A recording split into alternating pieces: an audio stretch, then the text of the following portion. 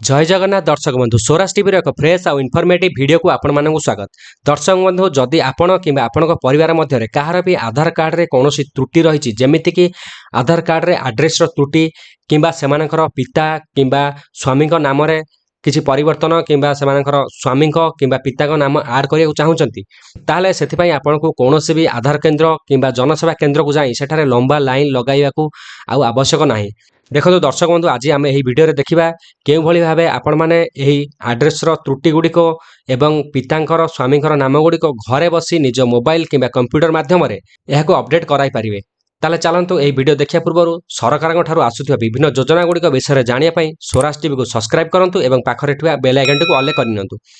तो दर्शक बंधु यही अपडेट टी करिया पई प्रथमे आपनको एही भली गोटे फॉर्म टी को डाउनलोड करी एहाको प्रिंट आउट करिया पड़िबो। प्रिंट आउट करि सारिया परे एठारे आपणकर गोटे पासपोर्ट साइज रो फोटो ऐड करी एहाको कलर जेरक्स करिनेबे। करि सारिया परे एई आपण एही फॉर्म रे डेट टी को भरि नेबे एवं रेसिडेंट भरिबे। जदि आपण एनआरआई हेतिबे ताले एनआरआई क्लिक करिवे। अपडेट रिक्वेस्ट ऊपर क्लिक करी आपणकर आधार नंबर तापर आपणकर नेम भरिबे।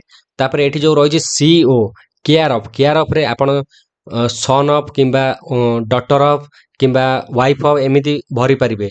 भरि सारिया परे आपणकर संपूर्ण एड्रेस टी को भरि नेबे।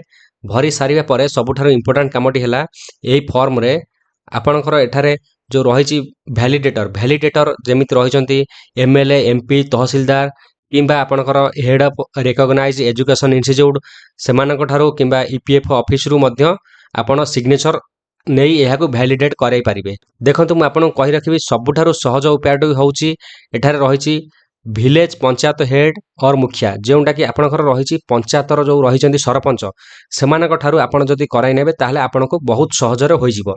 एठी आपण प्रथमे कोन करिवे ना सरपंच आपण फोटो उपरे सिग्नेचर करिवो एवं पंचायतर स्टाम्प टी को एठारे लगाई आपनको ए फॉर्म टी को देई देबो। तळे मध्य सेम प्रोसेस फॉलो करिवो। सेम प्रोसेस फॉलो करि सारिया परे आपणकर एहा को फोटो उठाई एहा को पीडीएफ फॉर्मेट रे करि नेबे। एही पीडीएफ फॉर्मेट रे करि सारिया परे नेक्स्ट प्रोसेस तापर नेक्स्ट आपण निजर ब्राउजर टी को ओपन करिवे एवं सेतारे टाइप करिवे myaadhar.ui.dai.gov.in यह होची आधार रो ऑफिशियल वेबसाइट। एई ऑफिशियल वेबसाइट ऊपर आपनकर प्रथम लिंक टी को ओपन करि नेबे। एई लिंक रो डिस्क्रिप्शन रे मु मध्य देई देबी आपनको। एहा परे आपण एठी जो रहिची लॉगिन एही लॉगिन ऊपर आपण क्लिक करिवे। एही लॉगिन ऑप्शन ऊपर आपण क्लिक करि सारिया परे तापर आपनको एही भली किछि इंटरफेस टी देखिया को मिलिबो। एठी आपण कोन करिवे ना प्रथमे आपनकर एठारे जो रहिछि आधार नंबर टी को एठारे एंटर करिवे। आधार नंबर टी को एठारे एंटर कर सारिया परे एठी जो कैप्चा कोड टी रहिछि से कैप्चा कोड टी को आपण एठारे टाइप करनेबे। एही कैप्चा कोड टी को एंटर करि सारिया परे एठारे थिबा लॉगिन विथ ओटीपी ऑप्शन ऊपर आपण क्लिक करिवे। लॉगिन विथ ओटीपी ऊपर क्लिक करि सारिया परे आपनकर रजिस्टर मोबाइल नंबर को आपनकर गोटे ओटीपी टी आसी जिवो। सेही ओटीपी टी को एठारे एंटर करि सारिया परे लॉगिन ऊपर आपण क्लिक करिवे। देखो दर्शक बंधु तापर आपनको एही भली किछि इंटरफेस देखिया को मिलुछि। एठारे आधार रो सर्विस रिलेटेड बहुत गुडी ऑप्शन रहिछि। डॉक्यूमेंट अपडेट आधार डाउनलोड पीवीसी ऑर्डर एही भली अनेक ऑप्शन टी आपनको देखिया को मिलि जिवो। एठारे आपनकर एड्रेस चेंज ऑप्शन जो रहिछि सेथि पई एठारे रहिछि एड्रेस अपडेट। एई एड्रेस अपडेट एई ऑप्शन टी को आपण क्लिक करि नेबे। तापर आपनको एठारे दुईटी ऑप्शन देखिया को मिलुछि। दुईटी ऑप्शन देखंतु आ बतरे डिफरेंस कोन मु सेटा भी मध्य आपनको कहि दैछि। देखंतु एठी रहिछि अपडेट आधार ऑनलाइन अपडेट करिया पई एई ऑप्शन टी रहिछि।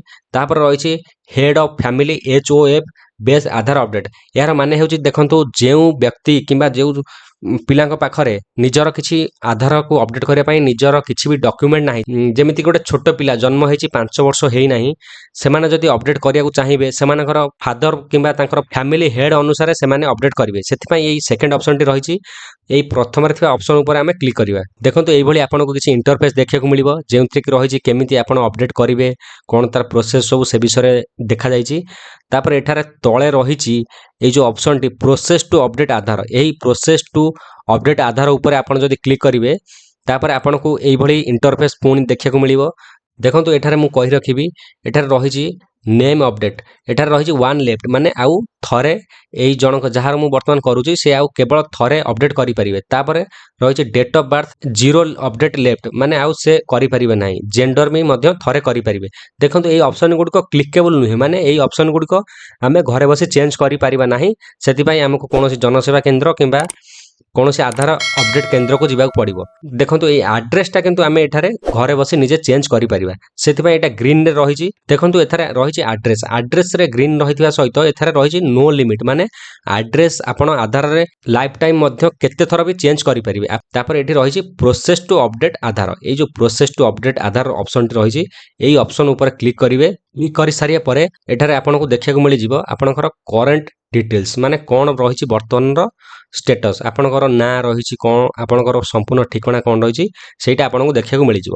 ତା ଟିକେ ଏଟାକୁ ତଳକୁ ସ୍କ୍ରୋଲ କରିନେବେ। ଦେଖନ୍ତୁ ଏଠାରେ ଗୋଟେ ଅପସନ ରହିଛି ଡିଟେଲ୍ସ ଟୁ ବି ଅପଡେଟ୍। ଆପଣ କ'ଣ କରିବାକୁ ଚାହୁଁଛନ୍ତି, ଆପଣଙ୍କର କ'ଣ ଚେଞ୍ଜେସ୍ କରିବାକୁ ଚାହୁଁଛନ୍ତି। ଆପଣ ଯୋଉ ପ୍ରଥମରେ ଏଇ ଯୋଉ ଫର୍ମଟିକୁ ଏଠି ଭରିକି ଆଣିଥିବେ, ଏଇ ଫର୍ମରେ ଯେଉଁଭଳି ଭାବରେ ଭରିଥିଲେ ସେଇ ସେମ୍ ଟୁ ସେମ୍ ଏଠାରେ ଅପଡେଟ୍ କରିବେ। ଆପଣ ଯାହା ବି ଅପଡେଟ୍ କରିବାକୁ ଚାହୁଁଛନ୍ତି ଏଠାରେ ସବୁ ଫିଲ୍ଅପ୍ କରିନେବେ। ଏଠାରେ ରହିଛି କେୟାର ଅଫ୍ରେ ଆପଣଙ୍କର ସନ୍ ଅଫ୍ କିମ୍ବା ଡଟର ଅଫ୍ ଆପଣ ଏଠି ପ୍ରଥମେ ଭରିବେ। ଭରି ସାରିଲା ପରେ ଆପଣଙ୍କୁ ମୁଁ କହି ରଖିବି, ଏଠାରେ ଯଦି ଆପଣଙ୍କର ଓଡ଼ିଆ ଯୋଉ ଲେଖା ହେଉଛି ଇଂଲିଶରୁ ଓଡ଼ିଆ ହେଉଛି, ସେଇଟା ଯଦି ଆପଣଙ୍କର ଅଟୋ ଫେଚ୍ ନ ହେଉଛି ତାହେଲେ ଏଠାରେ ଗୋଟେ କିବୋର୍ଡର ଅପସନଟି ଆପଣମାନେ ଦେଖିପାରୁଥିବେ। ଏହି କିବୋର୍ଡ ଅପସନ ଉପରେ ଆପଣ କ୍ଲିକ୍ କରି ଏଇ ଯୋଉ କିବୋର୍ଡ ରହିଛି ସେଠାରେ ଆପଣଙ୍କର ଓଡ଼ିଆରେ କରେକ୍ସନଟି କରିପାରିବେ। ଓଡ଼ିଆରେ ଯାହା ବି ଆପଣଙ୍କର ସଠିକ ଭାବରେ ସବୁ ଦେଖିକି ଏଠାରେ ଆପଣ କରେକ୍ସନ କରିବେ। କରିସାରିବା ପରେ ତାପରେ ଆପଣଙ୍କୁ ନେକ୍ସଟ କରି ଏଇଭଳି ଆପଣଙ୍କର ଯେମିତି ସବୁ ରହିଛି ଡିଟେଲ୍ସ ଗୁଡ଼ିକ, ଯେମିତି ହେଇଗଲା ହାଉସ୍ ନମ୍ବର, ଆପାର୍ଟମେଣ୍ଟ, ତାପରେ ରହିଛି ଷ୍ଟ୍ରିଟ୍, ରୋଡ୍, ଲେନ୍, ତାପରେ ରହିଛି area, locality, sector, landmark, pincode, ତାପରେ ଷ୍ଟେଟ୍, ଡିଷ୍ଟ୍ରିକ୍ଟ। ଦେଖନ୍ତୁ ଏଇ ଫର୍ମଟିକୁ ଆପଣ ସମ୍ପୂର୍ଣ୍ଣ ନିର୍ଭୁଲ ଭାବରେ ଭରି ସାରିବା ପରେ, ଦେଖନ୍ତୁ ଏଇ ଫର୍ମଟିକୁ ଆପଣ ଯୋଉ ଭରି ନିଜର ସରପଞ୍ଚ ଠାରୁ ଷ୍ଟାମ୍ପ ଓ ସିଗ୍ନେଚର ଆଣିଥିଲେ, ଏହି ଫର୍ମଟିକୁ ଆପଣ ଏଠାରେ ଯୋଉ ମାନୁଆଲ ଅପଲୋଡ ରହିଛି, ଏଇ ମାନୁଆଲ ଅପଲୋଡ ଅପସନ ଉପରେ କ୍ଲିକ୍ କରି ଏଠାରେ ଯୋଉ ରହିଛି ସିଲେକ୍ସନ ଅଫ ଡକ୍ୟୁମେଣ୍ଟ, ଏଇ ଯୋଉ ଡକ୍ୟୁମେଣ୍ଟଟିକୁ ଆପଣ ସିଲେକ୍ଟ କରିନେବେ। ଦେଖନ୍ତୁ ଏଠାରେ ଅନେକ ଗୁଡ଼ିଏ ଅପସନ ରହିଛି, କେଉଁ ସପୋର୍ଟିଂ ଡକ୍ୟୁମେଣ୍ଟ ଆପଣମାନେ ଦେବାକୁ ଚାହୁଁଛନ୍ତି, ଜବ୍ କାର୍ଡ଼ କି ମ୍ୟାରେଜ ସାର୍ଟିଫିକେଟ୍, ପାସବୁକ୍, ଏମିତି ଅନେକ ରହିଛି, SC ST OBC ସାର୍ଟିଫିକେଟ୍, ଏଇଭଳି ଅନେକ ଅପସନ ରହିଛି ଯାହା ମାଧ୍ୟମରେ ଆପଣମାନେ ଭେରିଫାଏ କରିପାରିବେ। ହେଲେ ଆପଣଙ୍କୁ ଯେମିତି ଆଗରୁ ମୁଁ କହିଛି, ସରପଞ୍ଚଙ୍କର ଯୋଉ ଷ୍ଟାମ୍ପ ଥିବା ସହିତ ସିଗ୍ନେଚର ଥିବା ଯୋଉ ଫର୍ମଟି, ସେଇଟା ହେଉଛି ସବୁଠାରୁ କ୍ୱିକେଷ୍ଟ ଆଉ ଇଜିଏଷ୍ଟ ୱେ। ସେଥିପାଇଁ ଏହି ଅପସନଟି ଯୋଉ ରହିଛି standard certificate Bai village panchayat head, ଏଇ ଯୋଉ ରହିଛି ଏଇ ଅପସନଟିକୁ ଆପଣ ସିଲେକ୍ଟ କରିନେବେ। ତାପରେ ଏଠି ଯୋଉ ରହିଛି ତାର ଡିକ୍ଲାରେସନ ଯୋଉ ଭଳି ଗୋଟେ ରହିଛି, ଏଟାକୁ ମଧ୍ୟ ଓକେ କରିନେବେ। ଓକେ କରିସାରିବା ପରେ view details and upload document, ଏହାପରେ ଆପଣ କ୍ଲିକ୍ କରିବେ। କଣ୍ଟିନ୍ୟୁ ଟୁ ଅପଲୋଡ ଉପରେ କ୍ଲିକ୍ କରିବେ। ଫର୍ମଟିକୁ ଅପଲୋଡ କଲାବେଳେ ଗୋଟିଏ କଥା ଆପଣ ଧ୍ୟାନ ଦେବେ ଯେ ଏହି ଫର୍ମ ଯୋଉ PDF ଟି ଆପଣ ବନେଇଛନ୍ତି ସେଥିରେ କୌଣସି ପ୍ରକାର ପାସୱାର୍ଡ ଲାଗିନଥିବ। ସେଥିପାଇଁ ଆପଣମାନେ ଏଇ ଯୋଉ ପ୍ରିଭ୍ୟୁ ଅପସନଟି ରହିଛି, ଏଇଠି ଗୋଟେ ଅପସନ ରହିଛି, ଏଇ ଯୋଉ ଫର୍ମର ଏଇଠି ଗୋଟେ ସିମ୍ବଲ ଭଳି ଆଇକନ ଭଳି ଦେଖାଯାଉଛି, ଏହାରି ଉପରେ ଆପଣ କ୍ଲିକ୍ କରି ଏଟାକୁ ଓପନ କରି ଥରେ ଚେକ୍ କରିନେବେ ଯେ ଏଟାକୁ ଓପନ ହେଉଛି କି କୌଣସି ପ୍ରକାର ପାସୱାର୍ଡ ମାଗୁଛି। ଏଟା ସବୁଠାରୁ ଗୋଟେ ଇମ୍ପୋର୍ଟାଣ୍ଟ ଜିନିଷ, ଏଟାକୁ ଧ୍ୟାନ ଦେବେ। ତାପରେ ଆପଣ କ'ଣ କରିବେ, ଏଠି ଯୋଉ ରହିଛି ନେକ୍ସଟ ଅପସନ, এই ନେକ୍ସଟ ଅପସନ ଉପରେ କ୍ଲିକ୍ କରିନେବେ। ଦର୍ଶକ ବନ୍ଧୁ, ଆପଣ ଏଠାରେ ଆଡ୍ରେସଟିକୁ ନେକ୍ସଟ କରିସାରିବା ପରେ ଆପଣଙ୍କୁ ଏଠି ଗୋଟେ ପ୍ରିଭ୍ୟୁ ଦେଖିବାକୁ ମିଳିବ। এই ପ୍ରିଭ୍ୟୁ ସେକ୍ସନରେ ଆପଣ ଯଦି କିଛି ବି ଚେଞ୍ଜେସ୍ କରିବାକୁ ଚାହୁଁଛନ୍ତି, ଦେଖନ୍ତୁ ଆପଣଙ୍କର କ'ଣ ଅପଡେଟ୍ ହେବ, ସେଇଟା ଆଧାରରେ ଆପଣଙ୍କର ସବୁ କ'ଣ ଲେଖା ହେଇ ଆସିବ ଆଡ୍ରେସରେ, ସେଇ ଏଇଟାକୁ ଆପଣ ଗୋଟେ ରିଭ୍ୟୁ ଟିକେ ଆପଣଙ୍କୁ ଦେଖିବାକୁ ମିଳିବ। ଯଦି ଆପଣ ଏଥିରେ ସନ୍ତୁଷ୍ଟ ତାହେଲେ ନେକ୍ସଟ କରିବେ, ନହେଲେ ଏଠାରେ ରହିଛି ଗୋଟେ ଏଡିଟ୍ ଅପସନ୍। ଏହି ଏଡିଟ୍ ଅପସନ୍ ଉପରେ ଆପଣ କ୍ଲିକ୍ କରି ଯଦି ଆପଣ କିଛି ବି ଚେଞ୍ଜେସ୍ କରିବାକୁ ଚାହୁଁଛନ୍ତି ତାହେଲେ ମଧ୍ୟ ଚେଞ୍ଜେସ୍ କରିପାରିବେ। ଡିଟେଲ୍ସ ଗୁଡ଼ିକ ସମ୍ପୂର୍ଣ୍ଣ ଭାବେ ଠିକ୍ ଅଛି ତାହେଲେ ତାପରେ ଏଠି ଯୋଉ ଗୋଟେ ତଳେ ରହିଛି ଆଇ ହିୟର ବାଇ ଅପସନ୍, ଏଇ ଆଇ ହିୟର ବାଇ ଯୋଉ ଡିକ୍ଲାରେସନ ଅପସନ୍ ଉପରେ କ୍ଲିକ୍ କରିବେ। ଏଗ୍ରିମେଣ୍ଟଟିକୁ ପଢ଼ି ନେବେ। ଏଗ୍ରିମେଣ୍ଟଟିକୁ ପଢ଼ି ସାରିବା ପରେ ଆପଣ ଏଠାରେ ନେକ୍ସଟ ଅପସନ୍ ଉପରେ କ୍ଲିକ୍ କରିବେ। ଏଇ ଯୋଉ ନେକ୍ସଟ ଅପସନ୍ଟି ରହିଛି ପୁଣି ଥରେ ଏଇଥିରେ କ୍ଲିକ୍ କରିନେବେ। ଦର୍ଶକ ବନ୍ଧୁ, ତାପରେ ଆସିଯିବ ଆପଣଙ୍କର ପେମେଣ୍ଟ ଇଣ୍ଟରଫେସ୍। ତାପରେ ଥାର୍ଡ ନମ୍ବର ଷ୍ଟେଜରେ ରହିଛି ପେମେଣ୍ଟ। ଦେଖନ୍ତୁ ଆପଣଙ୍କୁ ଆଧାରର ଅପଡେଟ୍ କରିବା ପାଇଁ ଗୋଟେ ଗଭର୍ଣ୍ଣମେଣ୍ଟର ପ୍ରୋସେସିଂ ଫି 50 ରୁପିଜ୍ ରହିଛି। ସେଇ 50 ରୁପିଜ୍ଟିକୁ ଆପଣ ପେମେଣ୍ଟ କରିବାକୁ ପଡ଼ିବ। ସେଇଟାକୁ ପେମେଣ୍ଟ କରିବା ପାଇଁ ଆପଣଙ୍କର ଏଠାରେ କ'ଣ କରିବେ ନା ଏଠାରେ ରହିଛି ଏଗ୍ରି କରିବେ। ଏଇଟା ଯୋଉ ରହିଛି ଆଇ ହିୟର ବାଇ ଦ୍ୟାଟ୍, ସେ ଯୋଉ ରହିଛି ଏଗ୍ରିମେଣ୍ଟଟିକି ତାକୁ ଏଗ୍ରି କରିବେ। ତାପରେ ଏଇ ଯୋଉ ଦୁଇଟା ଅପସନ୍ ରହିଛି ଏଠି পেমেন্ট মেথড, সেই দুইটা পেমেন্ট মেথড মধ্যরু গোটে পেমেন্ট মেথডକୁ সিলেক্ট କରିବେ। ତାପରେ ଏଠି ଯୋଉ ତଳେ ରହିଛି মেକ୍ পেমেন্ট অপশন, ଏହି মেକ୍ পেমেন্ট অপশন ଉପରେ କ୍ଲିକ୍ କରିନେବେ। ତାପରେ ଦର୍ଶକ ବନ୍ଧୁ, ଆପଣଙ୍କର UIDAI ତରଫରୁ ଅନେକ ଗୁଡ଼ିଏ ପେମେଣ୍ଟ ଅପସନ ଆସିଯିବ। ସେଇ ପେମେଣ୍ଟ ଅପସନ ଗୁଡ଼ିକ ମଧ୍ୟରୁ ଆପଣ ଯେମିତିକି ନେଟ୍ ବ୍ୟାଙ୍କିଂ, UPI, ଅନେକ ଗୁଡ଼ିଏ ଅପସନ ରହିଛି, ସେ ଅପସନ ଗୁଡ଼ିକୁ ସିଲେକ୍ଟ କରିପାରିବେ। ଦେଖନ୍ତୁ ମୁଁ UPI ଉପରେ ସିଲେକ୍ଟ କରିଦେଇଛି। UPI ଉପରେ ସିଲେକ୍ଟ କରିବା ପରେ ଆପଣଙ୍କର ଏଠାରେ ଆସିଯିବ ଗୋଟେ ସ୍କାନର, QR କୋଡ୍ ମାଧ୍ୟମରେ ମଧ୍ୟ ଆପଣ ସ୍କାନ୍ କରି ଏଇ 50 ରୁପିଜ୍ ମଧ୍ୟ ପେମେଣ୍ଟ କରିପାରିବେ। ଦେଖନ୍ତୁ ଦର୍ଶକ ବନ୍ଧୁ, ତାପରେ ଆପଣଙ୍କର ପେମେଣ୍ଟଟି ସକ୍ସେସଫୁଲି ହୋଇସାରିବା ପରେ ଆପଣଙ୍କୁ ଏଇଭଳି କିଛି ଇଣ୍ଟରଫେସ୍ ଦେଖିବାକୁ ମିଳୁଛି। ତାପରେ ଏଠି ଯୋଉ ରହିଛି ଡାଉନଲୋଡ୍ ଆକ୍ନୋଲେଜମେଣ୍ଟ, ଏଇ ଅପସନ୍ ଉପରେ କ୍ଲିକ୍ କରି ନିଜର ପେମେଣ୍ଟର ରିସିପ୍ଟଟିକୁ ଡାଉନଲୋଡ୍ କରିନେବେ। ଦର୍ଶକ ବନ୍ଧୁ ଯଦି ଏହାପରେ ଆପଣମାନେ ନିଜର ଷ୍ଟାଟସ୍ କ'ଣ ରହିଛି ଆପଣଙ୍କର ଯେଉଁ ଅପଡେଟ୍ ପାଇଁ ରିକ୍ୱେଷ୍ଟ କଲେ ସେଇଟା କେତେ ବାଟ ଗଲା ଯଦି ଦେଖିବାକୁ ଚାହୁଁଛନ୍ତି ତାହେଲେ ଆପଣ ଏଇ ହୋମ୍ ପେଜକୁ ଆସିଯିବେ ଏବଂ ତଳକୁ ସ୍କ୍ରୋଲ୍ କରିନେବେ।